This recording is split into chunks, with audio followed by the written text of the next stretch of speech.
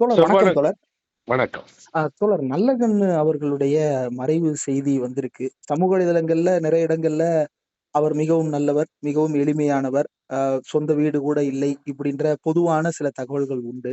ஆனா பிபிசிக்கு நீங்க கொடுத்த நேர்காணல்ல 86 வயது வரை அவர் நடத்திய போராட்டங்கள் குறித்து விரிவா பேசியிருந்தீங்க. நல்லகண்ணு அவர்கள் மறைவு குறித்து நீங்க என்ன நினைக்கிறீங்க? அவரை முதல்ல அவருக்கு என்னுடைய செவ்வணக்கம். எல்லாரும் ஒரு நாள் மறைந்து போவோம், எல்லாரும் ஒரு நாள் இறந்து போவோம்.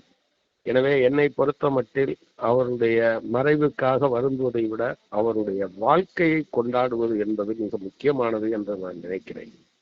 நாடு அடிமைப்பட்டு கிடந்த போது அந்நியர்களுக்கு எதிரான போராட்டம், விடுதலை அடைந்த பிறகு நிலமற்ற ஏழைகளுக்கான போராட்டம், பிறகு சுரண்டப்படுகிற எல்லா மக்களும் போராடுவதற்கு தூண்டியது, அவர்களுக்கு தலைமை தாங்கியது, அதன் காரணமாக சிறைக்கு சென்றது என்று வரிசையாக பட்டியலிட முடியும்.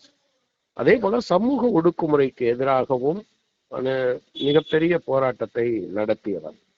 நீங்க ஒரு கட்டத்துல அவரோட எனக்கு பர்சனலா அபிப்பிராயம்னா, நான் தூத்துக்குடி மாவட்ட செயலாளராக இருந்தபோது பொதுவா அரசியல்வாதிகள் எல்லாரும்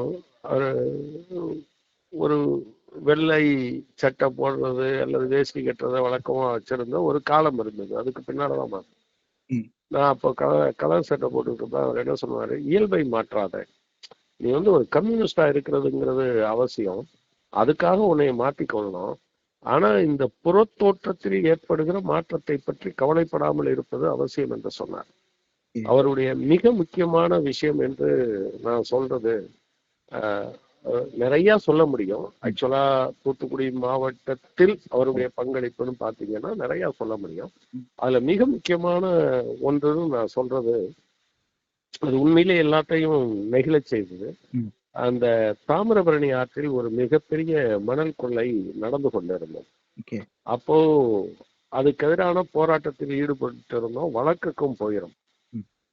நாங்க பெரிய வழக்கறிஞர்களை எல்லாம் வைத்திருந்தோம். நீதிபதிகள் அவ்வளவு எளிதாக நாங்கள் சொல்ற வாதங்களை நாங்க எடுத்துரைத்ததெல்லாம் அவங்க கேட்கல. நான் தோழர் நல்லகண்ணு ஒரு கட்டத்தில் பார்ட்டி இன் பர்சன் சொல்லுவாங்க. அதாவது வழக்கறிஞர்களை வைத்து வாதாடுவதற்கு பதிலாக தான் சொல்ல விரும்புவதை தானே நீதிமன்றத்தில் ஏறி வழக்காடுவது. பார்ட்டி இன் பர்சனா அந்த கேஸ்ல அவர் நீதிமன்றத்துல வாதாடினார்.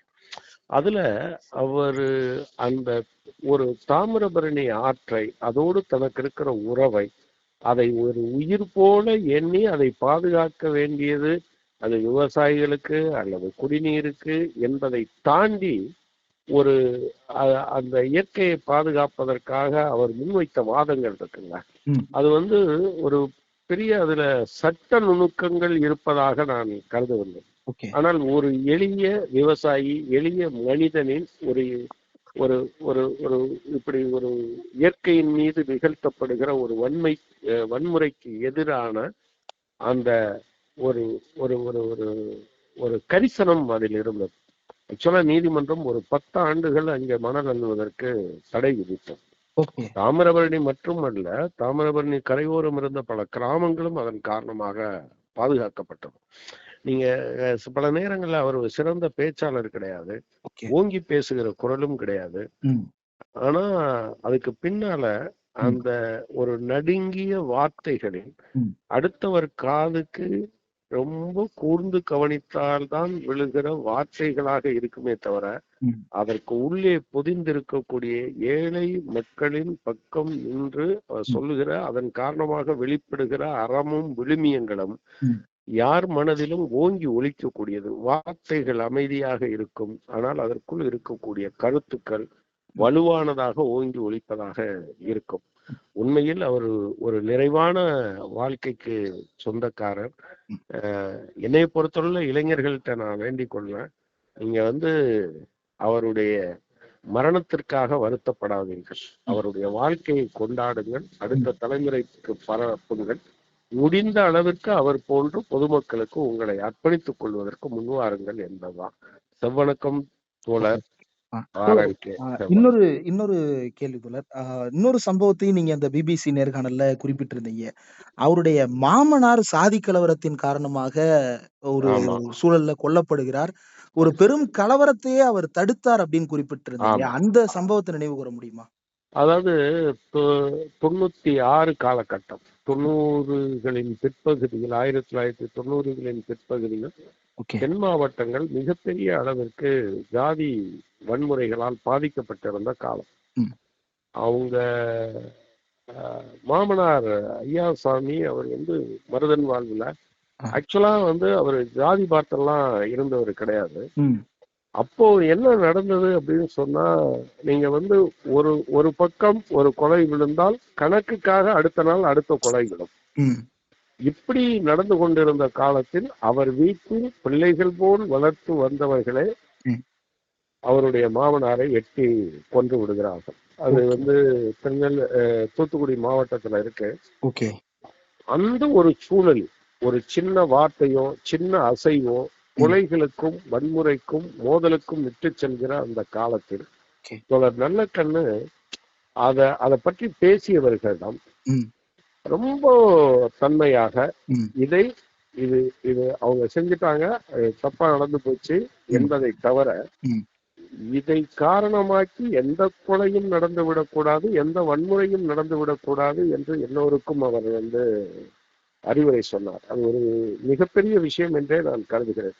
அந்த நேரத்துல ஒரு சின்ன வார்த்தை மட்டுமல்ல, அமைதியும் கூட நம்ம சாதாரணமா சொல்லுவோம் தெரியுமா, அமைதி சில நேரங்களில் உறக்க பேசும்னு. அந்த இடத்துல பொதுவாக அமைதியாக பேசுகிற அந்த மனிதர் ரொம்ப உறுதியாக சொன்னார், இதை காரணமாக்கி இதை ஒரு ஜாதி மோதலாக மாற்றுவதற்கு யாரும் சென்றுவிடக் கூடாது, அதுதான் நீங்க உனக்கு கொடுக்கிற மரியாதைன்னு சொன்னார். இந்த மாதிரியான விஷயங்கள் மிக முக்கியமானது என்று கருதுகிறேன். அது ஒரு சின்ன விஷயமாக பார்க்கப்படும். அதுக்கு பின்னால நடந்த உண்ணாவிரதம், அதுக்கு பின்னால கலைஞர் தலைமையில் நடந்த பொதுக்கூட்டத்தில் அவருடைய பேச்சு, இதை அவரு சங்கரையா இவர்கள் எல்லோருடைய பேச்சுமே அதற்கு பிறகு அது அடங்குவதற்கு ஒரு மிக முக்கியமான காரணமாக இருந்தது என்றுதான் சொல்லலாம். ஓகே. இன்னொன்னு, திமுக கொண்டு வந்த பல நலத்திட்டங்கள், அதுக்கு பின்னாடி சமுதாயத்துல நிறைய போராட்டங்கள் நடந்திருக்கு. அதனுடைய வெளிப்பாட கலைஞருடைய ஆட்சியில நிறைய இடங்கள்ல பார்க்க முடிந்தது. உதாரணத்திற்கு ஆதிதிராவிடர்களுக்கான குடியிருப்பு, நிலம் வழங்குவது. அதற்கு பின்னாடியும் தோழர் நல்லகண்ணு 1970ல சிலரால் நிலப்பரி இயக்கம் என்று சொல்லப்படுகின்ற அந்த நில மீட்சி இயக்கம், அதிலையும் அவருடைய பங்கு இருந்திருக்கிறது. ஆதிதிராவிடர் ஓடும் குடிகள் அப்படின்னு வீடற்றவர்களாக நிலமற்றவர்களாக இருந்த மக்களுக்கான நிலம், வீடு, அதற்கான போராட்டம், அந்த பங்களிப்பை எப்படி பாக்குறீங்க? நீங்க ஆக்சுவலா நீங்க பாத்தீங்கன்னா அது நீங்க ஒன்றுபட்ட நெல்லை மாவட்டத்தில் ரொம்ப குறிப்பா நீங்க ஒரு நெல்லை மாவட்டம்னா இன்னைக்கு இருக்கக்கூடிய தென்காசி, திருநெல்வேலி, தூத்துக்குடி, இன்னைக்கும் கூட திருநெல்வேலி மாவட்டத்துல கிட்டத்தட்ட 1,00,000 ஏக்கருக்கு மேல் மரத்துக்கு சொந்தமாக இருக்கிறது. அப்ப கடந்த காலத்துல அது எப்படி இருந்திருக்கும்னு உங்களுக்கு தெரியும். சோ குத்தகை விவசாயிகள், அதே போல நிலமற்ற ஏழை விவசாயிகளுடைய பயன்பாட்டில் இருந்த நிலங்கள், இவை இதை அரசு எடுக்க வேண்டும், அவர்களுக்கு பிரித்து கொடுக்க வேண்டும் என்பதற்கான போராட்டம் நடந்தது. இந்த போராட்டத்துல நீங்க பாத்தீங்க அப்படின்னு சொன்னா ஆக்சுவலா நிறைய நெகிழ்ச்சியான சம்பவங்கள் இருக்கு. அந்த நெகிழ்ச்சிகளை விட ரொம்ப முக்கியமானது மக்களுடைய உரிமைகளை பெற்று தருவது என்று நான் நினைக்கிறேன். நான் தாமிரபரணி ஆற்றின் 2 கரைகளிலும் இன்னைக்கு மிகவும் பிற்படுத்தப்பட்டோர் அல்லது பட்டியலினத்து மக்கள் கையில் இருக்கக்கூடிய நிலங்கள் இருக்கு இல்லையா, அது நில உச்சவரம்பு சட்டத்தின் கீழ் எடுப்பதற்காகவும் பிரித்து கொடுப்பதற்காகவும் நடத்திய போராட்டத்தில் அவருடைய பங்களிப்பு மிக முக்கியமானது. சில பேர் சொல்லுவாங்க, ஒவ்வொரு சோற்றிலும் ஒருவருடைய பெயர் எழுதி இருக்கும், அவரவருக்கான சோற்றில் அவரவர் பெயர் எழுதப்பட்டு இருக்கும் என்று. ஆனா நீங்க அந்த நிலத்தை தோன்றி பார்த்தீர்கள் என்றால், ஆரம்பத்தில் நிலமில்லாதவர்களுக்கு நிலம் கிடைத்த வகையில் அங்கெல்லாம் கம்யூனிஸ்ட் இயக்கத்தினுடைய பெயரும், அதில் தோழர் சங்கரையா, நல்லக்கண்ணு இவர்களுடைய பெயரும் பொறிக்கப்பட்டிருக்கும். ஆ. அதுல நீங்க சொன்னது போல தோழர் சங்கரையா, தோழர் நல்லகண்ணு, இன்னும் பல தோழர்கள் நீங்களும் அவங்களுடைய சமகாலத்துல பயணிச்சிருக்கீங்க. இதுக்கு முன்னாடி நீங்க சொல்லும்போது, இளைஞர்கள் அவரைப் போல மக்கள் பணியில் தங்களை அர்ப்பணித்துக் கொள்ள வேண்டும் சொல்லியிருந்தீங்க.